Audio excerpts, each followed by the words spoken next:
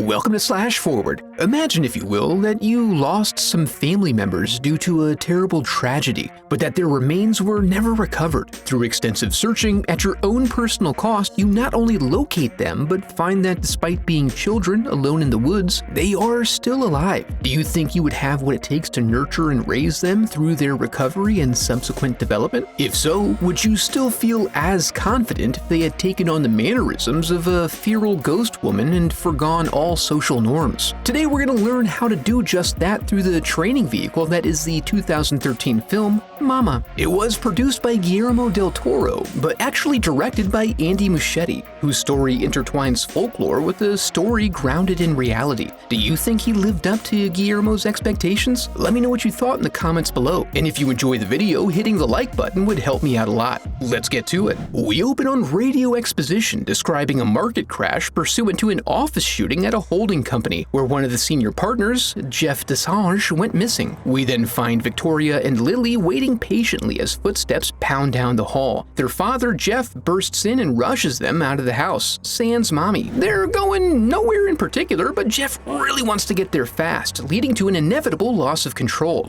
Back at the house, we find his brother Lucas and the police a few steps behind in the confusion, and the picture comes into resolution as the radio now confirms that Jeff Desange was the shooter, and that the target of his ire was his estranged wife, who is confirmed dead. Now fleeing on foot, they find reprieve in an abandoned cabin that was named after a font.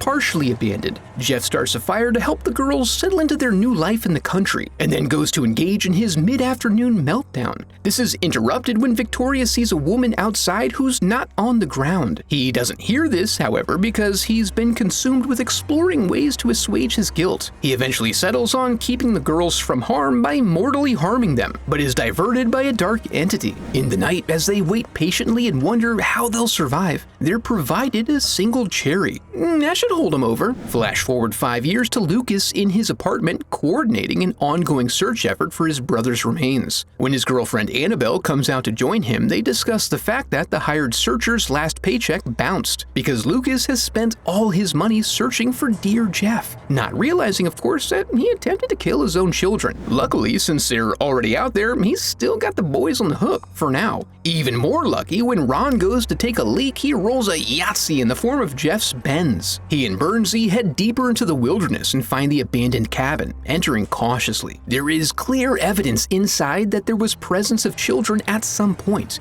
due to the wall drawings, thousands of cherry pits, and, of course, the two feral children who confront them. The successful rescue is considered generally good, except it really cramps Annabelle's rock and roll lifestyle. Regardless, she supports Lucas as he visits Dr. Dreyfus, who warns that while Victoria is showing signs of recovery, Lily may have been too young to be normalized for polite society. Lucas goes in delicately and finds the girls to be very quick and agile, and he tries to win over Victoria with a pair of new specs, like a proper English lass. They form a bond as he is the spitting image of Jeff, and of course because she doesn't know that Daddy had intended to kill her. 90 days later, Dr. Dreyfus gives a positive report as they're making good progress. He explains that they survived by creating an imaginary guardian they call Mama, who cared for them and fed them cherries. He recommends a transplant into a loving home, but we also learn this hearing is a debate with their maternal Aunt Jean vying for custody of the girls. Dr. Dreyfus does wonder whether Lucas and Annabelle are serious enough about parenthood to convert to a sufficiently clean lifestyle to care for the girls. But on the other hand, Jean lives on the other side of the country and the doctor wants to keep the girls close so he can leech off that clout. But if they agree to stay in a house the uni keeps for research purposes and provide him unlimited access, they can win his recommendation.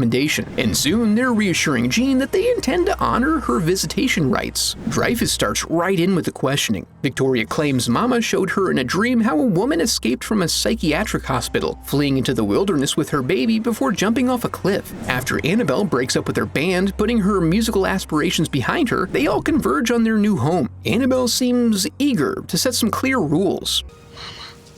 No, don't call me that. I'm not your mom. "Oh, thank you." And then they go to the backyard, which has been outfitted with some sweet boxes and a dachshund. Then they enjoy a simple dinner, each in their own way, before turning in for the night. Soon thereafter, Dr. Dreyfus goes to research some medical records and see if he can find evidence of a patient like the one Victoria described. Luckily, he runs across a very helpful clerk who points him to the 19th century case of Edith Brennan. And just so we all know the situation, we're brought back to the house where the girls engage in some crafts and synchronized humming. Then, when putting away laundry, Annabelle nearly walks in on a game of tug-of-war that involves Lily and not Victoria. Later on, during a jam sesh, there's an electrical disturbance accompanied by some strange noises. It may have just been Lily acting like a little freak, but Annabelle's left shaking like a leaf. Although it's really nothing that a little smooching can't cure, but a figure in the mirror takes her out of the mood. Lucas goes to investigate but finds the girls fast asleep. Insistent that she didn't imagine it, she sends him off to check downstairs. Along the way, he finds a strange creeping fungus expanding across the wall. The inky darkness eventually gives birth to a moth, before something else instigates an involuntary moonsault over the top rope into a belly buster across the staircase. Despite taking a good bump, he winds up in the ICU in a hopefully temporary coma. Then Dr. Dreyfus casually strolls in to nonchalantly make it seem like it would be only natural for Annabelle to take over care of the girls. At home, again, we have no signs of entry or theft, which means the police are powerless to do anything. So she settles into bed and promptly has a nightmare. Lily's there, natch, but she's snapped awake by strange moanings in the dark. The next day, we learn that the girls are coping with this tragedy by talking to the walls and making elaborate crafts. Jogging a memory, Dreyfus goes back to his earlier tapes where there was a similar doll that the girls claimed was made by Mama. He also notes that Victoria has an unnerving way of looking past his shoulder toward the ceiling. He then gets a voicemail from the friendly clerk at Public Records to let him know that she made a new discovery. At the house, they're all having a pretty chill evening, even though Annabelle gets suspicious that they're goofing on her. Then everyone goes to bed, but Mama almost immediately comes out of the closet for game time. The girls start up their synchronized humming again, which wakes Annabelle, and she's disturbed when they're joined by an unexpected bass.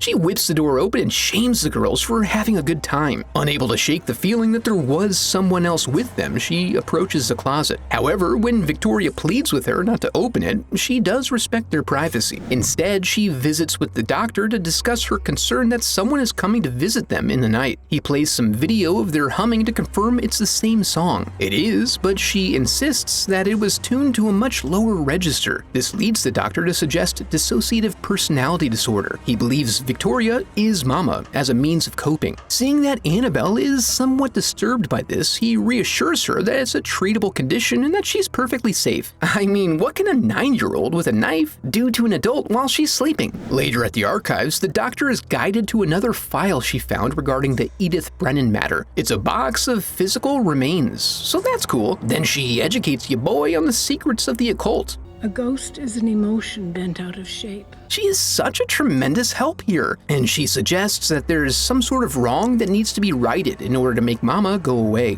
Back with the girls, Lily's still popping out of boxes and making weird noises, and Annabelle gets a whiff of Mama. And then at the hospital, we're shocked to discover that despite her age, Mama is a straight-up hacker. She helps Lucas by giving him a vision that directs him toward the cabin, followed by a grand mal seizure. Hey, thanks! The family visits now that Lucas is awake, and they all share their longings of reuniting. The visit is spent sharing pictures and nibbling on nearby moths. But at home, Victoria has become morose. She's softening toward Annabelle and doesn't want her to get hurt due to Mama's jealous streak. Then Jean arrives because she gets the girls on Thursdays. Understanding that Annabelle is not a natural mother figure, she tries to leverage this by enticing her to let her have the girls for a few days, so Annabelle can go rock out and do some drugs or something. Instead, Annabelle runs her off, but only after ruling her out as a suspect in the mystery of the baritone hummer. Of course, Jean's a bitch, so she goes straight to her car to call CPS. Annabelle tries to loop Lucas in on these events so he's in the know, and he lets slip that the girls are the most important thing to him, complicating their relationship. Sometime later, Victoria has another hypnosis session where the doctor gets right into asking about Mama. He's told she lives in the walls but doesn't get much more than that. He insists on trying to ascertain her true identity, leading to an emotional outburst and another wall apparition. He tries to mask his fear and scoot out of there like nothing's wrong, but he knows he's on to something big.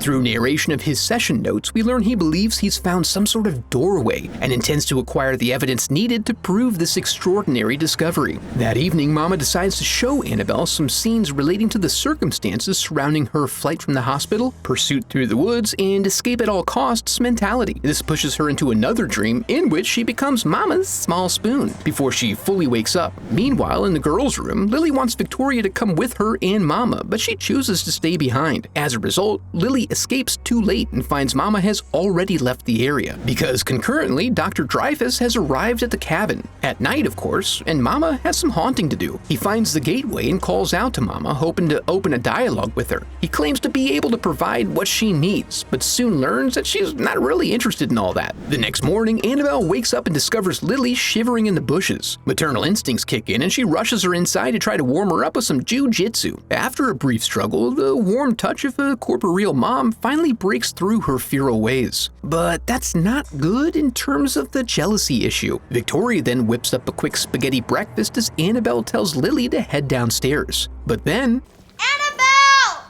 Lily's hungry! a devastating revelation. She peers into the closet and finds the doorway, but is interrupted before finding more. Her first instinct is to consult with Dr. Dreyfus, but she can't seem to reach him. So she drives to his office and finds his assistant to be somewhat frazzled by his disappearance. Taking advantage of the lack of supervision, she hops into his office and swipes his box of records. As she's doing that, Lucas starts feeling an intense itch to get his ass over to Clifton Forge, which he does. Once they get back to the house, we see that the box had the doctor's whole damn laptop. It reveals his thirst for fame and fortune as she finds a draft of the book about Mama that he's been working on. She also finds a recording of the therapy session explaining Mama's origins, which matches her dream. In this expanded version, we learn that Mama and the baby were separated on the way down, and she had been wandering the woods looking for her until she happened upon the girls who assuaged her sadness. The human remains that were filed away are actually of the baby. A little later, Victoria attempts to comfort Annabelle and tells her that she loves her. While outside, Mean Jean rolls up looking to get some sweet evidence of abuse she can turn over to CPS. Upstairs, the girls are playing when they hear something. They go downstairs and find Mama, but Victoria recognizes that she is pissed, which sends them scurrying. Hearing the ruckus, Annabelle comes to check on them, but her appearance only exacerbates the rage. So Mama chases her down and tackles her, and the girls are like, "Mom, stop sucking on backs, it's embarrassing." Their empathy gives her pause, and Jean's presence downstairs distracts her fully. Jean is shocked to find immediate evidence of substandard housekeeping. Then Victoria arrives at the kitchen and finds Aunt Jean twerking like crazy, apparently now a vessel for Mama. When Annabelle wakes up from her brief blackout, the girls are gone. Thinking quickly, she grabs the remains and heads to Clifton Forge. She calls Lucas along the way but can't reach him, but then he shows up in the road, and then they find the cabin. Inside is Jean's husk, but no sign of the others. They head out back and find their way to the cliff where the ladies are just hanging out. In an attempt to extricate the girls from her custody, Annabelle distracts Mama with her actual child's desiccated remains. This rejuvenates her to a significant degree, until Lily snaps her back into reality. To reclaim her prize, she gives Lucas's heart a little squeeze, and then tosses Annabelle aside like a sack of potatoes.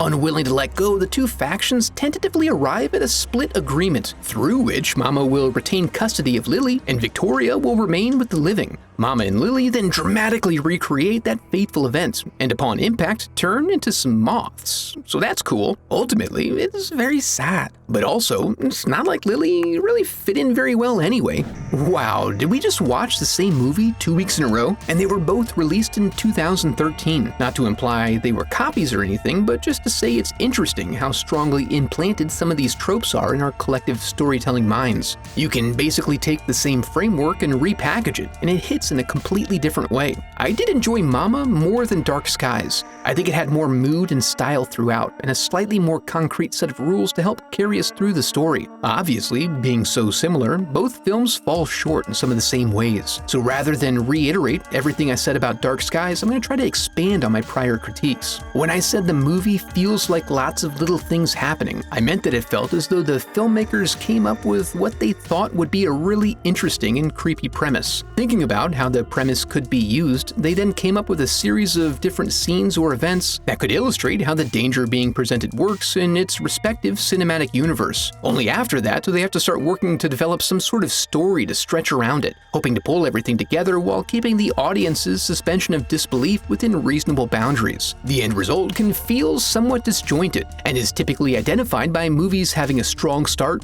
somewhat muddled middle, and often confusing or dissatisfying ending. Although to the credit of this particular movie, it was at least interesting. Recent films like The Woman in the Window and Things Seen and Heard suffer the same weaknesses, but are also kinda boring. Mama in Dark Skies, on the other hand, are worth the time. Before we go, I'd like to give a huge thanks to my donors memorialized in the Hall of Headshots.